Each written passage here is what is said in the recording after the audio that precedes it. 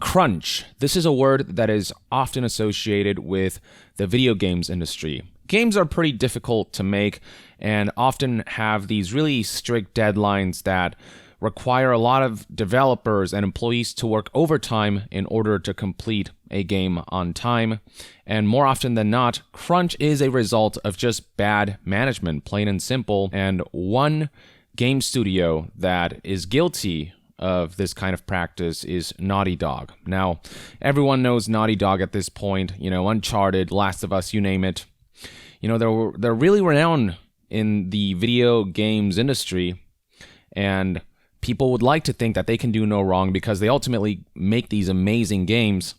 But the fact of the matter is that even companies like Naughty Dog need to be called out on their BS, on their bad practices.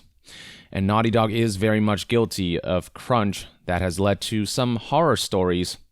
And that's the focus of today's video. I'd like to begin by highlighting some tweets by Jonathan Cooper, who is an animator, and he worked at Naughty Dog, worked on Last of Us 2, Uncharted 4, before he left the studio because he just didn't enjoy his time working there due to the bad employment culture and practices that Naughty Dog employed. He linked to this and then he said, "So proud to be a part of this studio." This isn't so proud to be a part of this studio, but a part, like separated from the studio. And he explained exactly why in this string of tweets. And yeah, some of the stuff he highlights here, good Lord, this is bad.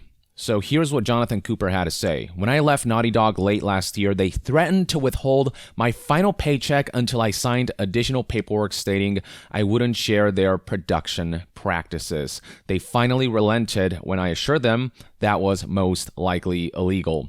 So we're off to the races. That's not a good start, is it? Just threatening someone by withholding the payment that they're owed to keep them quiet about some of the shady goings-ons behind the scenes. Jonathan continued, "The truth is I have no awful crunch tale. The story animators, as we were known, were averaging 46 hours a week when I left, and I personally never went over 55. The story team is super organized, and we reacted to whatever was thrown at us. That's not to say others weren't suffering. For the demo shown last September, the gameplay animators crunched more than I've ever seen, and required weeks of recovery afterwards. One good friend of mine was hospitalized at the time due to overwork. He still had over half a year to go. There have been others since." Some people like to excuse this by saying, well, to make great art, you need to put that much work in it. Like, there are time periods where you might have to crunch, but never to the extent where you'd get hospitalized, where multiple people would reportedly get hospitalized. That's crunch to the extent where it's unreasonable, it's dangerous, and it can be inhumane. Jonathan continued, "The reason I left is because I only want to work with the best. That is no longer Naughty Dog. Their reputation for crunch within LA is so bad, it was near impossible to hire seasoned contract game animators to close out the project. As such, we loaded up on film animators." Word is spreading around about the reputation that Naughty Dog has as far as their employment practices go. Jonathan said that when it comes to film animators, while super talented, they lacked the technical and design know-how to assemble scenes. Similarly, the design team ballooned with juniors to make up for the attrition of key roles. Every aspect of finishing this game took much longer due to the lack of game experience on the team. So the experienced veterans who keep the machine oiled, they just kind of left, and so they brought in these new people, and from a different industry, they just didn't have the experience and the training to be able to just pick up where the people who left things off, and so that just caused delays, and that kind of just further bolstered the crunch culture here. It all sort of exacerbated everything. Jonathan Cooper continued, "Don't get me wrong, these kids are mostly awesome and the best were great. It's just when the junior-senior ratio is out of balance, things can really grind and more time is spent training than actually working." This is actually a similar story to what I've heard about CD Projekt Red during like Witcher 3 development and even during Cyberpunk 2077 development, where there's just such a high rate of turnover that they just cannot keep up. They have to training new people, and it just causes more delays and, with some of the workflow, and that leads to more crunch because they have a deadline to meet, and it all just kind of compounds. Jonathan Cooper then said, contract work is a huge part of the LA ecosystem to ship large games. Unlike game design, there's a thriving animation industry here, and seasoned animators can often choose their projects. Most of the contract story animators quit last year. Those that don't can be at ND or Naughty Dog for 2 to 3 projects with pauses in between, and while paid overtime, never receive benefits or the security of a full-time gig. This is the way the industry is moving, so workers need more protection rather than the carrot of a full-time job one day. I think I heard something similar with a report that Kotaku did on Black Ops 4's development and how a lot of contractors were sort of motivated to do overtime and to work harder than everyone else by dangling that carrot, by giving them that hope that they may one day have that chance to be hired as a full-time employee. It just makes people who are, kind of desperate or really desiring a full-time gig to just go all out to an extent that isn't healthy. Jonathan Cooper finished the string of tweets with, "There are Naughty Dog stories worse than this, but like everything on my Twitter, I'm focusing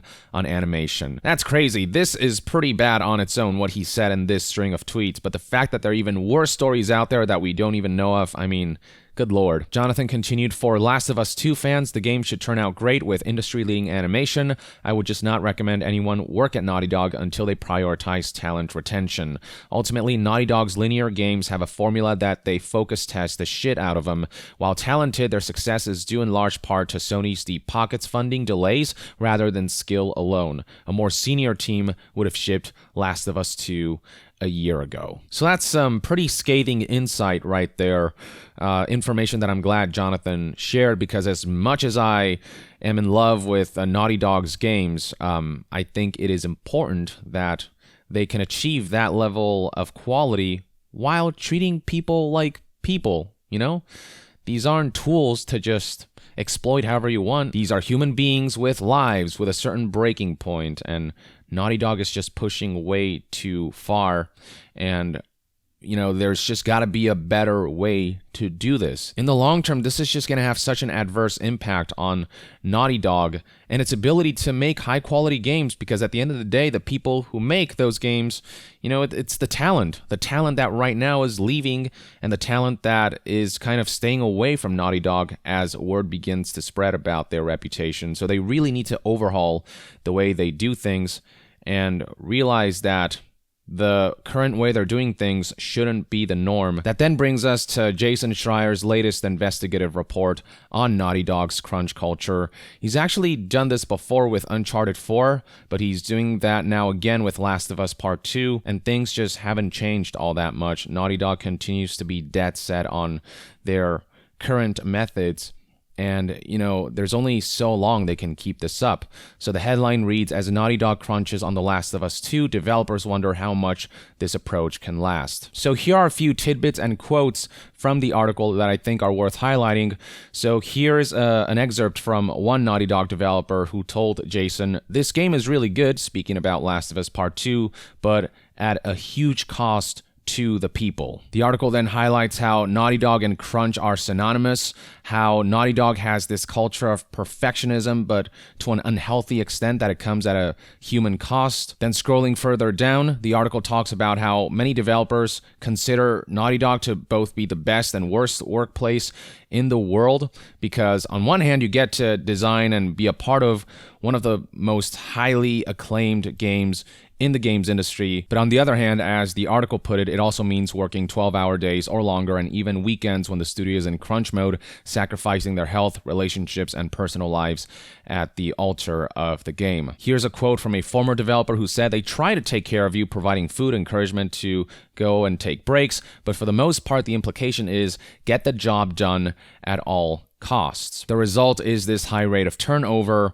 and highlighting this is this excerpt from the Kotaku article that reads, "Of the 20 non-lead designers in the credits of 2016's Uncharted 4, a whopping 14, 70%, are no longer at the studio. On that front, one Last of Us 2 developer said this can't be something that's continuing over and over for each game because it is unsustainable. At a certain point, you realize I can't keep doing this. I'm getting older. I can't stay and work all night. Jason Schreier then notes that this article was a result of testimonials from 13 current and former Naughty Dog developers who were not given permission to speak to the press.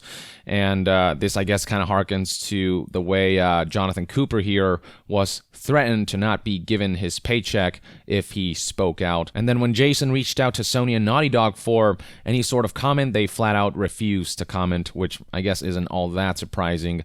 The article then highlights how Naughty Dog actively seeks out people who overwork themselves, stating right here the type of people Naughty Dog wants to hire are the type of people who will willingly stay late at the office in order to make their games better. On one hand, I get that, they want to find ambitious people, but on the other hand, it seems like they're trying to look for people who will work themselves until they drop. And that's not something that should actively be encouraged. And we aren't just talking about lesser-known developers. People like Bruce Straley, who is game director for titles like Last of Us and Uncharted 4. Neil Druckmann being creative director, Bruce Straley being game director. He was among those who kind of left the studio. It is known at this point that Uncharted 4 saw a troubled development history that resulted in folks like Amy Hennig just leaving Naughty Dog halfway through the game's development, which is why Neil Druckmann and Bruce Straley had to take over, and a lot of crunch was involved with that project.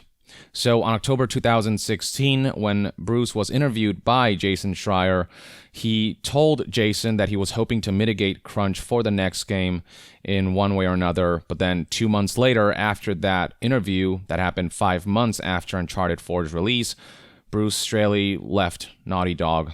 And then in 2018, Jason and Bruce caught up with each other again, and when asked, what happened on that front, Bruce Straley provided the following quote: "It was really hard to imagine getting back into the job and feeling as energized as I was back on The Last of Us or Uncharted 2, and so I just felt there was a shift in me. Something else was building up in me that was like, all right, let's see what else is going out there." While he didn't flat out say I was burned out, he did say I didn't feel as energized to work on Naughty Dog projects, so he just wanted to pursue other ventures that didn't involve the kind of crunch and burnout that Naughty Dog often leaves people with. And somehow the title following Uncharted 4, Uncharted Lost Legacy, the crunch surrounding that development cycle was somehow worse, with one developer telling Jason Schreier it was the worst crunch I've ever experienced.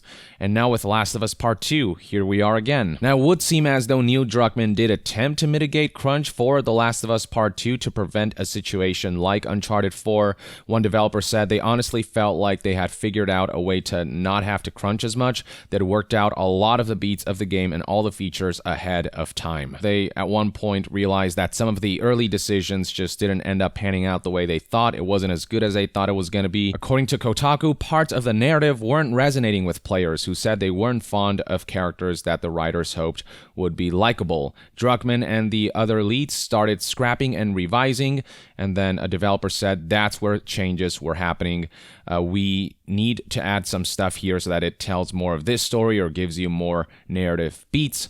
And so that caused some drastic changes that led to sort of an upending of the tea table, if you will, that led to them maybe having to backtrack on a lot of things and having to reduce certain elements, and that kind of stuff leads to the development kind of being delayed, halting, and that leads to crunch because of that deadline they have to meet. And that's one of the pitfalls that one can fall into during game development.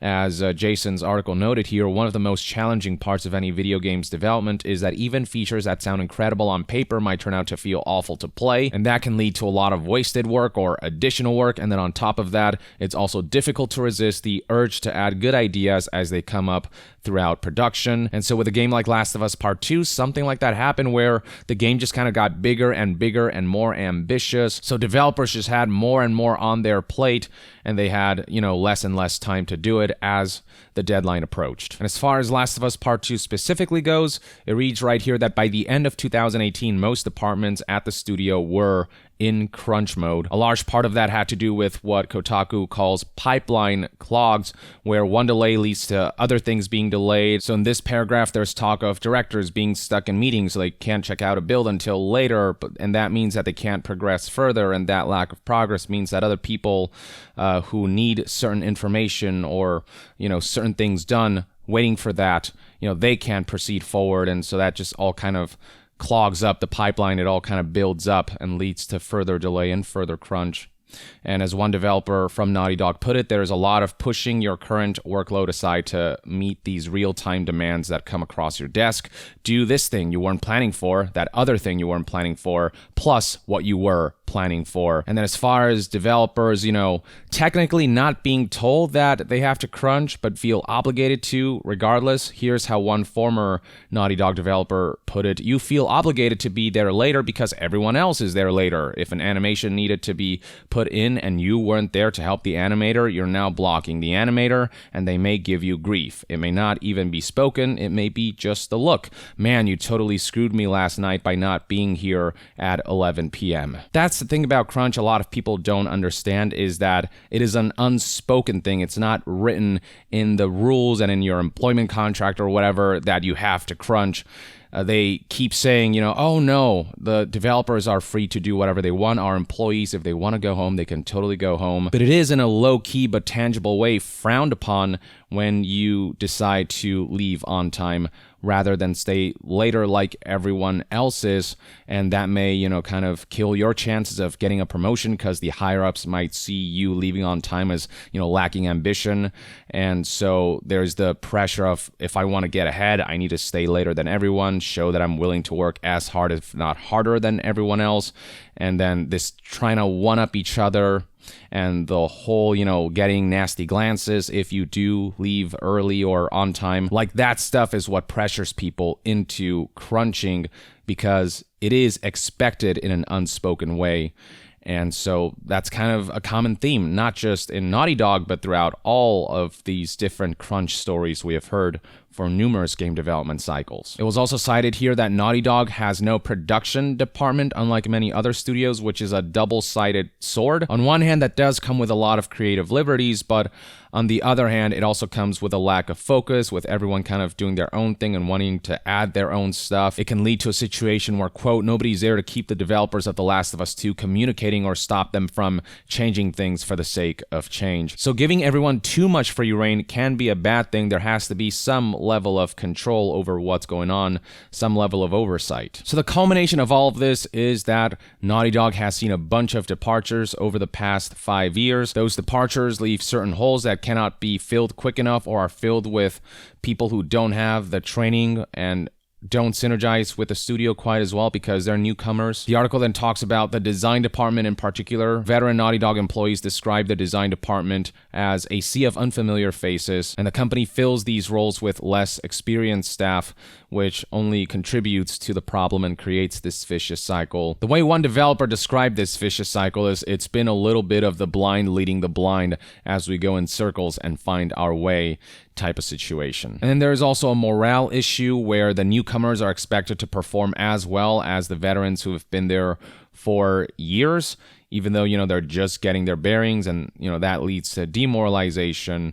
And that's one thing that this developer cited in his quote to Kotaku. And with Last of Us 2 in particular, with so many people leaving, it's left the studio with a disproportionate high number of juniors and contractors versus seniors.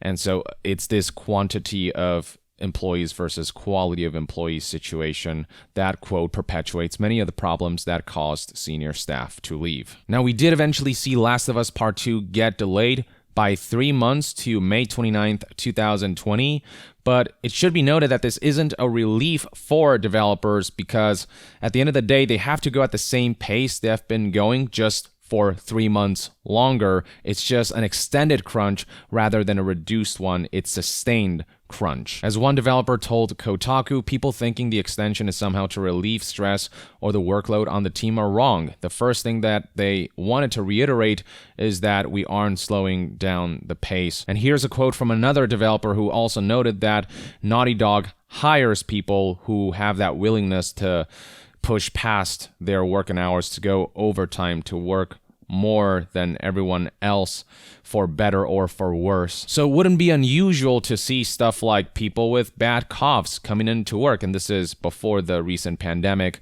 People who'd skip meals, skip showers, wouldn't grab, free crunch dinners. People who were just so solely focused on work that they wouldn't even focus on personal hygiene and health and stuff like that, which is just not a great thing to encourage. There's more talk of the social and unspoken pressures of sticking around past your regular work hours.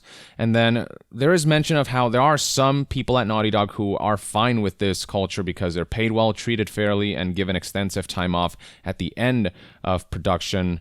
But this isn't a type of work environment that many agree with, many who have spoken to Kotaku as a result. And you've got people like Jonathan Cooper, who worked on Last of Us 2 animation, kind of speaking out publicly on Twitter to that effect. One Naughty Dog staff member talked about how there are people who just don't seem to be calculating the sacrifices of, making it to Game of the Year, which is a great feeling, but at what cost?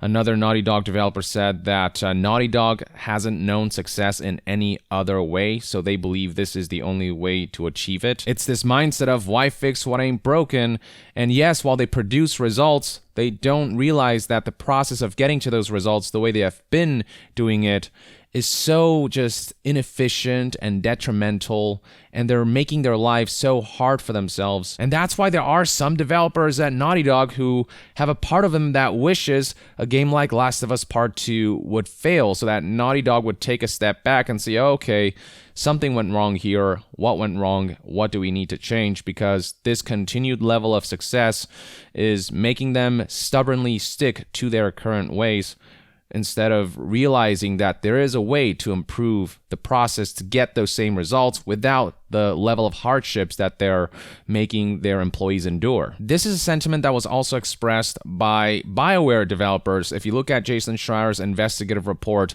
on BioWare's shady employment practices and the way they handle development cycles of games like Dragon Age Inquisition and Anthem and Mass Effect Andromeda, there were people who flat out said, we wished that Dragon Age Inquisition would fail so that BioWare would see that this is no way to develop a game, that in the long run, this whole kind of method is going to fall apart at the seams. And indeed, that did happen with Andromeda and now with Anthem.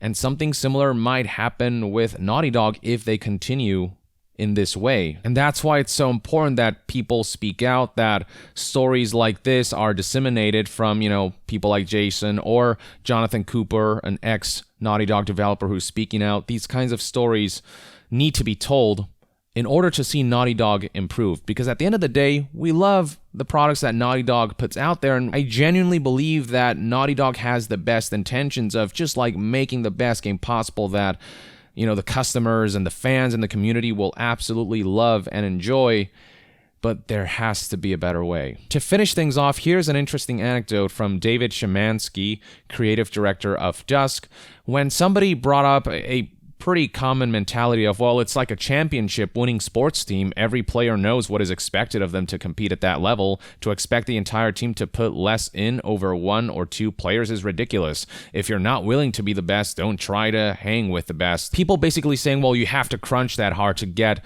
the kinds of results you get with Last of Us Part 2 and all of these highly renowned games. The response that David provided to that mentality is AAA employees are not highly paid athletes. They are normal people trying to scrape a living in their field and being exploited by corporate interests. They are not rewarded with fame or glory or money. They are chewed up and spit out and forgotten. Obviously, there are exceptions. I get the impression that it is a pretty not toxic work environment, but if the past few years have taught us anything, is that many big AAA developers are basically sweatshops that take whatever advantage they can of their employees. So yeah, there's just a lot of discussion surrounding this issue.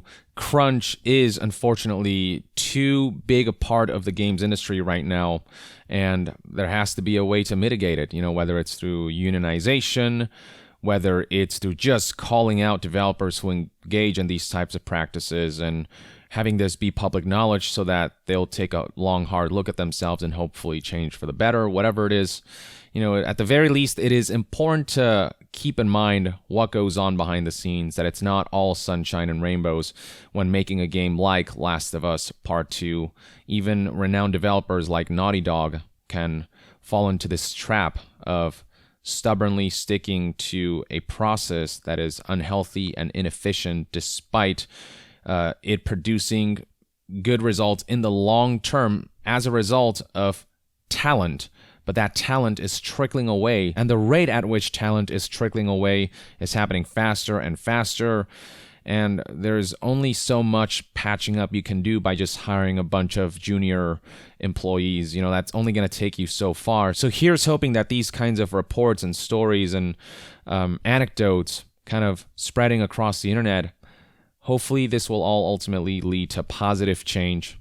Because at the end of the day, I think all of us want what's best for some of the best developers and studios in the games industry.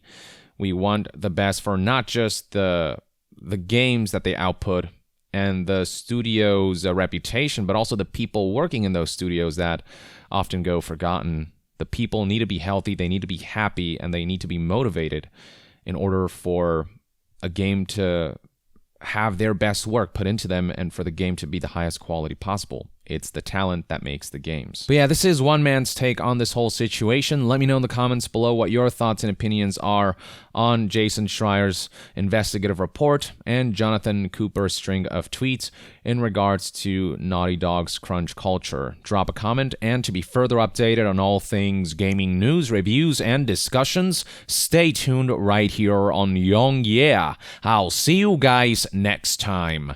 Young out.